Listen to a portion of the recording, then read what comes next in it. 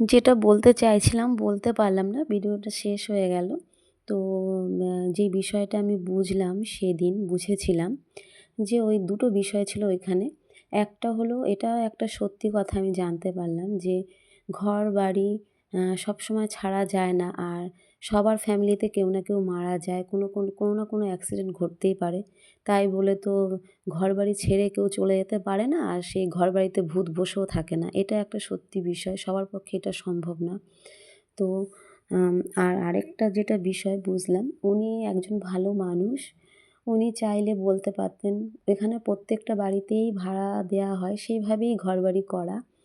তো উনি বলতে পারতেন যে হ্যাঁ, পাশের গলিতে আছে বা অমুক নাম্বারে অমুক ইয়েতে যাও বা ওনাদেরও ঘরবাড়ি ভাড়া দিত। যেহেতু উনি চায়নি যে আমার পাশে আমরা একই সাইডে একই গলিতে যেহেতু থাকা হয়, সেহেতু পাশের বাড়ির ভাড়াটিয়া যদি আমার বাড়িতে আসে, অন্য কোনো কারণ হয়তো আমি এটা নাই বললাম যে তারপরেও কিন্তু একটা মানে খারাপ লাগা থেকে যায় যে হয়তো কিছু বলেছে। যেহেতু আমরা ওই বাড়িতে হয়তো বেশি দিন হয়নি ৬-৭ মাসই হয়তো হবে গেছি।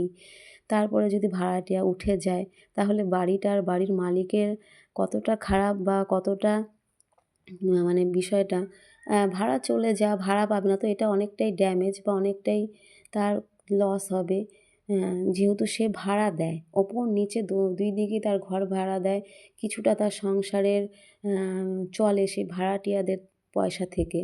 তাহলে যদি তার ভাড়াটিয়া চলে যায় তাহলে এটা তো তার জন্য অনেক ক্ষতি। তো এই যে উনি কারো ক্ষতি করবে, কারো ভাড়াটিয়া খারাপ কিছু নেগেটিভ কথা বলে যদি আমি আমার বাড়িতে নিয়ে নিই বা অন্য বাড়িতে পাঠিয়ে দিই, তাহলে এটা যে কতটা খারাপ তো এটা উনি সত্যি করতে দিলেন না। এটা উনি করলেন না। তাতেই আমি বুঝলাম যে উনি সত্যি মানুষ হিসাবে খুবই ভালো। উনার চিন্তাভাবনা খুব ভালো। উনি উনার আশেপাশের মানুষগুলোকে আশেপাশের প্রতিবেশীকে উনি যথেষ্ট ভালোবাসেন, যথেষ্ট ভালো মনোভাবনা রাখেন। তো এটা আমি বুঝলাম সেদিন। যার জন্য উনি কথাটাকে কত সুন্দর করে ঘুরিয়ে ফিরিয়ে উনি কিন্তু বললেন। ঘটনাটা কিন্তু সত্যি যে ওই বাড়িতে কেউ মারা গেছিল। কিন্তু উনি কি সুন্দর করে বললেন, বলার পরে আমারও ঘর ভাড়া ছাড়া চিন্তা ভাবনাটা আমার মাথা থেকেও চলে গেল।